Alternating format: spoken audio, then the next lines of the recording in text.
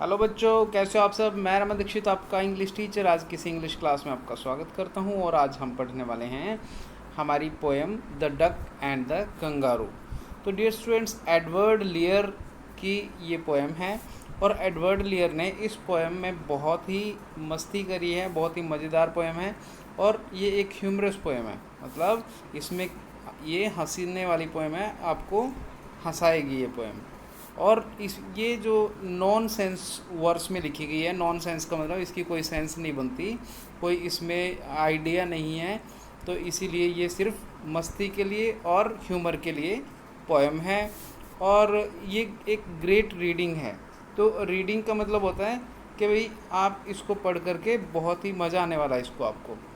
तो इसमें क्या होता है, इस पोएम में एक डक है और एक है कंगारू। तो दोनों के बीच में डायलॉग होता है, बातचीत होती है।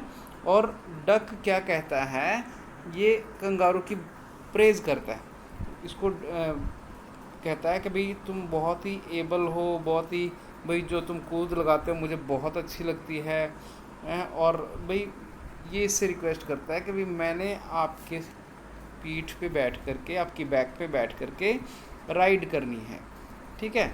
तो कंगारू क्या करता है कि थोड़ा सा वो रिफ़्लेक्ट करता है, विचार करता है, थोड़ा रिफ़्लेक्शन में जाता है बिल्कुल, और फ्रैंकली डक को बोल देता है कि भाई क्या उसे प्रॉब्लम है, वो करवा तो देगा उसको, ठीक है, लेकिन उसकी वो अपनी प्रॉब्लम बताता है। तो आइए हम देखते हैं हमारी पोएम में क्या क्या होता है और वो सैर कर पाते हैं या नहीं कर पाते हैं अराउंड द वर्ल्ड। मतलब उनको दुनिया जो घूमनी है डक को, अपने पॉन्ड से बाहर आकर के वो कर पाते हैं या नहीं। तो ये हमारी डक है और ये है हमारा कंगारू। तो पोएम शुरू करते हैं। Said the duck to the kangaroo. तो डक ने कंगारू से कहा, क्या कहा, good gracious how you hop. तो गुड ग्रेसियस का मतलब होता है कि भाई एक्सक्लेमेटरी वर्ड, भाई जैसे हम कोई मतलब एकदम थोड़ा आश्चर्यचकित होकर के बोलते हैं किसी के लिए, तो मतलब ये अच्छे शब्द बोले हैं।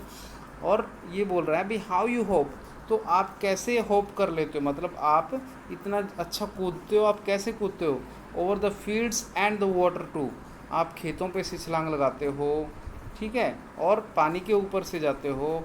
As if you never would stop, और एज इफ़ ऐसे जैसे कि यू नेवर, भाई आप कभी भी नहीं रुकोगे। My life is a bore in this nasty pond, जो मेरी लाइफ है, जो मेरा जीवन है, वो बहुत ही बोर हो गया, बहुत ही नीरस हो गया है इस नेस्टी पॉन्ड में, मतलब इस गंदे से तालाब में रह करके मैं बहुत ज़्यादा बोर हो गया हूँ।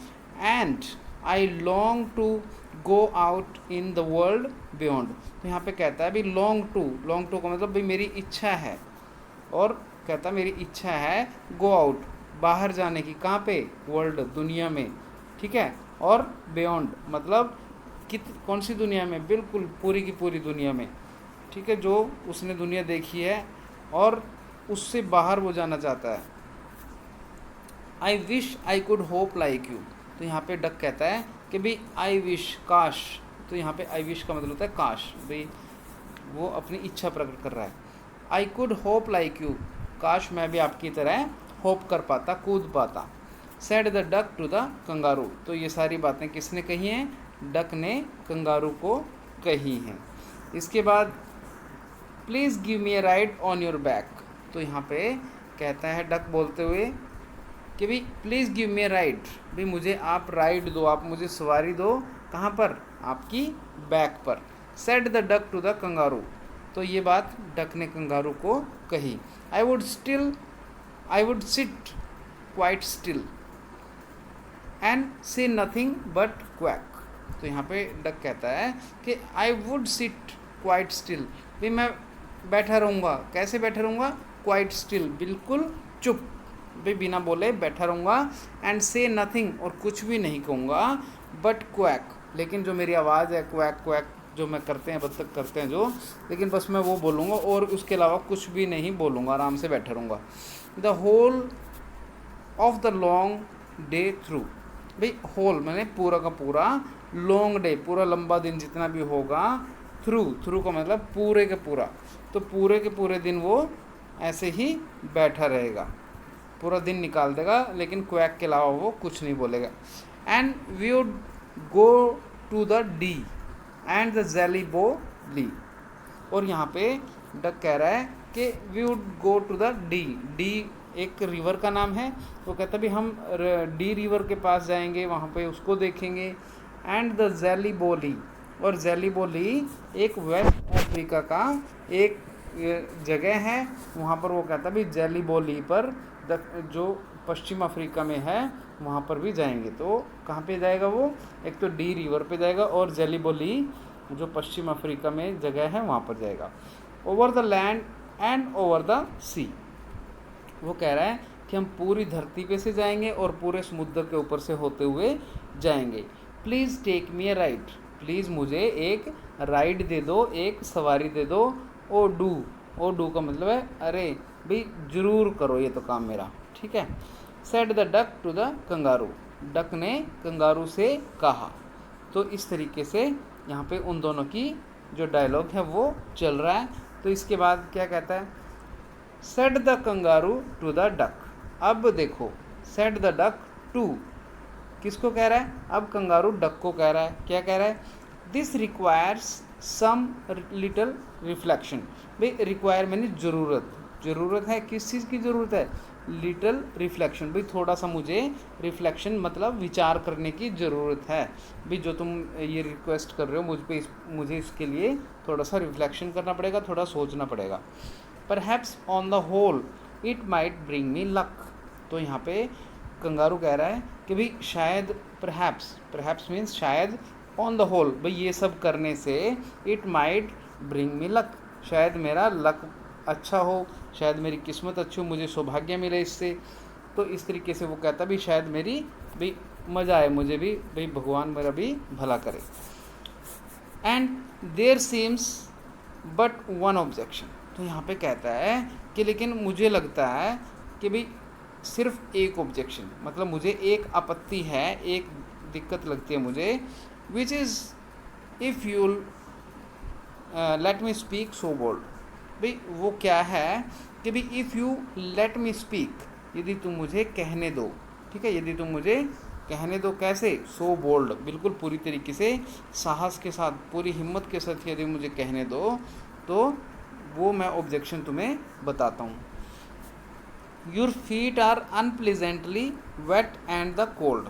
वही कहता है भी जो तुम्हारे पैर हैं, बत्तख को कहता है, डक को कहता है कि वो तुम्हारे जो पैर हैं वो बहुत अनप्लीजेंटली मतलब दुखद है भाई, ये बड़ी मुझे बुरा सा लगता है कि तुम्हारे जो पैर हैं वो बहुत ही वेट भाई गीले हैं, एंड कोल्ड और बहुत ही ठंडे हैं, ठीक है। तुम्हारे जो पैर हैं, क्योंकि वो पानी में रहता है डक, इसलिए उसके पैर गीले और ठंडे हैं, ये शिकायत करता है कंगारू डक को।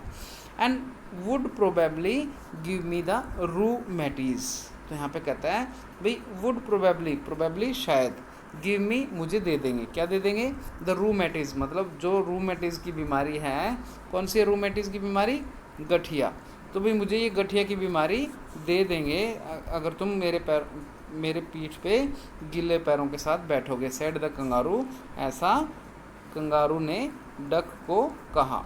तो अब देखो यहाँ पे, ये देखो ये क्या हो रहा है, ठीक है, यहाँ पे इसने इसको बिठा लिया है। तो आगे देखते हैं क्या होता है। Said the duck as I sat on the rock. भाई यहाँ पे अब डक कह रहा है, क्या कह रहा है डक कह रहा है as I sat on the rock, जैसे कि मैं चट्टानों पे बैठता हूँ। I have thought over that completely. भाई मैंने चट्टानों पे बैठ के इसके बारे में थॉट कर लिया, सोच लिया है। ओवर भाई पूरी तरीके से, दैट कम्प्लीटली भाई इस सब पर पूरे तरीके से मैंने सोच लिया है, थॉट विचार कर लिया है। And I boat 4 pairs of rusted socks. और मैंने क्या किया है, बोट मीन्स खरीदे हैं, क्या खरीदा है, 4 पेयर्स भी 4 जोड़ी, रस्टेड सॉक्स ऊनी जुराबों की, ठीक है, जो ऊन से बुनी जाती हैं, उन जुराबों की जो गर्म होती हैं बहुत, उन जुराबों की मैंने 4 जोड़ियाँ 4 पेयर्स खरीद लिए हैं। Which is fit my web feet neatly. और जो 4 जोड़ी जुराबों की हैं वो मेरे वेब फीट में, मतलब जो जालीदार मेरे पैर हैं उनमें नीटली मैंने पूरे सही तरीके से वो फिट आती हैं, ठीक है, मतलब मेरी पैरों में, जाली वाले पैरों में फिटिंग उनकी बढ़िया आ गई है जुराबों की। And to keep out the cold और वो कीप आउट का मतलब दूर रखेंगी, किसको, कोल्ड को, मतलब मुझे ठंड से वो दूर रखेंगी। I have boat a clock, और मैंने एक क्लॉक भी खरीद लिया। क्लॉक मीन्स लंबा कपड़ा, लंबा लबादा, ठीक है, जो पहना जाएगा। वो कह रहा है मैंने ये चीज़ें खरीद ली हैं, मैंने सारी बातों पर विचार कर लिया है। And every day A cigar I will smoke, तो वो कहता है कि हर रोज़ मैं एक जो सिगार होता है वो भी स्मोक करूँगा, मतलब वो भी पीऊँगा। All to follow my own dear true love of a kangaroo, तो यहाँ पे कहता है ऑल टू फॉलो, भाई मैं जो कुछ ये कर रहा हूँ, जो मैं फॉलो करूँगा, इन सारी बातों को अपनाऊँगा मैं, किसके लिए, for own dear true love, भाई मेरा जो तुम्हारे लिए, जो कंगारू के लिए जो सच्चा प्यार है तुम्हारे लिए, मैं ये सब चीज़ें तुम्हारे लिए करूँगा। तो अब लास्ट में क्या कहता है, सेड द कंगारू, तो अब कंगारू कह रहा है कि आई एम रेडी, अब मैं तैयार हूँ। All in the moonlight pale, तो जो मून लाइट मतलब जो चांदनी रात का जो धुंधलापन है, जो पीलापन है, उसमें क्या करेगा वो, but to balance me well, भाई मैं तुम्हें घुमा तो दूंगा, मैं रेडी हूँ भाई, चांदनी रात में मैं तुम्हें ले चलूँगा, but to balance me well, लेकिन तुम्हें एक बैलेंस, एक संतुलन बना करके अच्छी तरीके से बैठना होगा। डियर डक, सिट स्टेडी, मतलब तुम बैठोगे तो स्टेडी बैठना पड़ेगा, तुम्हें बिना हिले डुले बैठना पड़ेगा। And quite at the end of my tail, और बिल्कुल कहाँ पे बैठना पड़ेगा, एंड पे, लास्ट में, कि कहाँ पे, मेरी जो पूँछ है उसके लास्ट में बैठना पड़ेगा, बिल्कुल। So away they went with a hope and A bound, तो यहाँ पे कहता है कि वो इस तरीके से वो दूर तक गए, कैसे करते हुए, हॉप करते हुए, कूदते हुए, ठीक है, एंड ए बाउंड, और उछलते हुए। And they hopped the whole world 3 times round, और वो उन्होंने मतलब कूदते हुए, उछल कूद करते हुए, हॉप्ड करते हुए, होल वर्ल्ड, पूरी जो दुनिया है उसको उन्हें 3 राउंड किए, मतलब 3 चक्कर लगाए पूरी दुनिया के। And who so happy, oh who, तो आप ये सोच सकते हैं कि वो कितने खुश हुए, as the duck and the kangaroo, भाई आप भी उतने खुश हो सकते हैं भाई जितने वो खुश हुए थे, कौन कौन, डक और कंगारू, मतलब आप लोग भी खुशियाँ मना सकते हैं, क्योंकि देखो ये इसको यहाँ पे घुमा रहा है। और डियर स्टूडेंट्स, आपको अगर ये चैप्टर अच्छा लगे है, आपको समझ में आया, तो आप कमेंट करें, और चैनल पे नए हैं तो चैनल को सब्सक्राइब करें, और वीडियोज़ को शेयर करें, लाइक करें।